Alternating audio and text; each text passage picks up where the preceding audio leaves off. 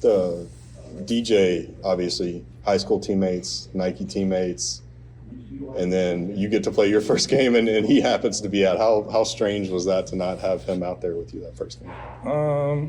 It was. I ain't gonna lie, it was real strange. I'm always used to him being by my side, and even in high school, like that was the person I go to. So it was quite strange, but he gonna be back. So yeah. It seemed like he was kind of talking to you before you went in, kind of like what was he saying down there on the bench? He was just saying calm down because like he know what, like when I'm nervous, like I start shaking my leg or I start doing some like anxiety things, and he was like, bro, you good, just calm down, you straight, just play your game, be who you are, just go out there, be a dog. So he was just giving me a little pep talk. In terms of kind of like maybe finding your voice on this team and trying to be a leader and things like that, has it taken some time not being on the court and you maybe feel a little bit more comfortable now that you have kind of got a game under your belt to tell players or your teammates what to do, things like that? I was always like that because I'm a vocal person and I like to voice my opinion no matter how you feel about it. I'm always voice my opinion. So I feel like with that game under my belt now, it's like kind of a starting from me. I have to get back into my groove, do what I do, talk, yell at teammates, and just get to where we had to get to win. Justin said he was pretty sore after that, first practice after Saturday's game. He said, get back to that old school practice. I know you just got back, but what was that practice like after that loss? Man, I ain't gonna lie, I laid down for like an hour, like 2 hours after that practice and just sat there in my bed. But that practice was real good, and I don't know about him, but I felt good after it. So for a week, when you guys have such a high, you guys play almost perfect, and then you have this tough game on Saturday. Was it kind of good to see both, kind of know what you did well and what you need to do going forward? Yeah, of course. You always learn from a loss. That's one thing that as a basketball player you could always benefit from, learning from a loss. So we were just learning from each other and learning what we have to do in order to get how we usually are. Justin said they put a block in the rim, so nobody was scoring, right? And it seemed like on Saturday, I wasn't there in person, it seemed like you were in pretty good position on box outs. And so, obviously you guys got to continue to rebound better, but how do you feel like you guys can get better with that, and how can you get better with that? Just going after balls, that's really it. Just rebounding more, and we just got to block out and just grab rebounds. Obviously, your scoring will come as you get more comfortable. What was it like getting out there, getting that dunk, and just It's just surreal. Hearing the crowd, seeing my mom, and just being there. It just made me feel real good.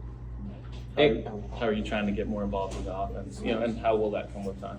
Oh, I'm not really worried about offense personally. Because that's gonna come. I'm more worried about the defensive side, blocking shots, guarding people. That's more my type of thing I gotta worry about.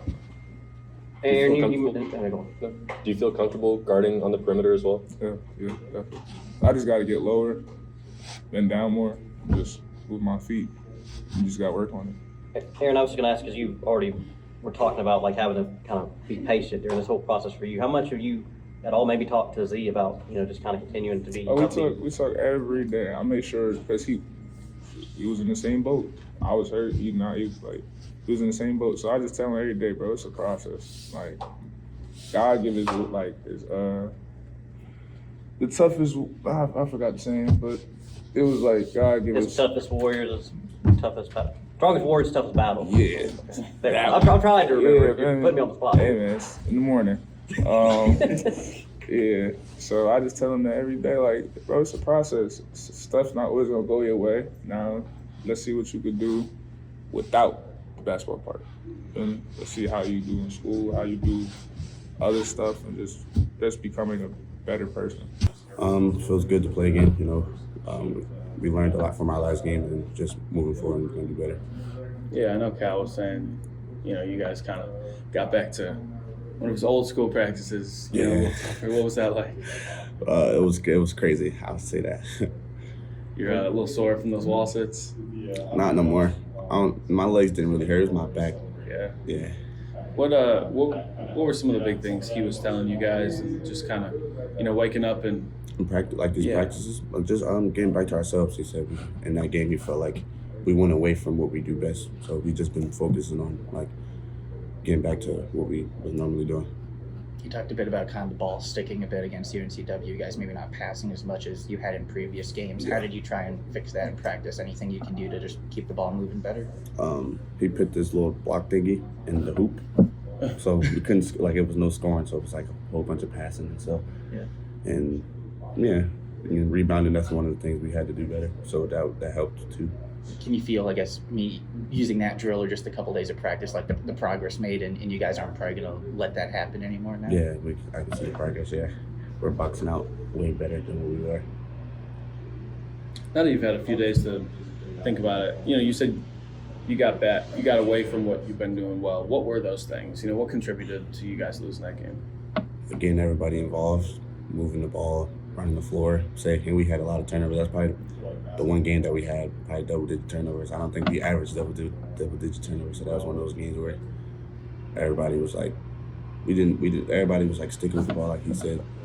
Yeah. Does it kind of help this early in the year to have a game where you almost play perfect, right, against Miami? You played not perfect, but as well as you're going to on most nights, and then you have a down game like that. Does it help kind of compare? Yeah, it helps because it shows that we still have a lot of growth. Like we still got a lot of learning and like maturing to do, I would say. Looking at this month of December, I think you guys only play like 4 or 5 times. So there's going to be a lot of practice, time for you and your teammates. Yeah. What are you hoping to get better at individually using all of that practice time this month? I don't know. Probably say just getting better with my shot. Yeah, that's probably one of the main things. What was it like to have your freshman friend out there? I was happy for him. He was my roommate, so it's like we've been talking about him playing for who knows how long now. So just to see him out there and having his first play as a dunk, it was like crazy. How do you feel like he looked? He looked good. But getting him integrated, we've been talking so much about getting these bigs back, right? And Yeah. obviously the other two hoping to get back. But what was it like to incorporate one of them and get them into the flow?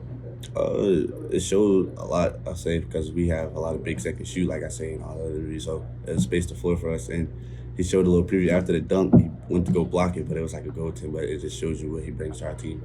Just you guys being on the court together, how do you think you feed off Aaron and Aaron feeds off you? We ain't really played that much together yet, so probably say energy though. 'Cause I feel like he's a high motor guy, and I feel like I feed off of that.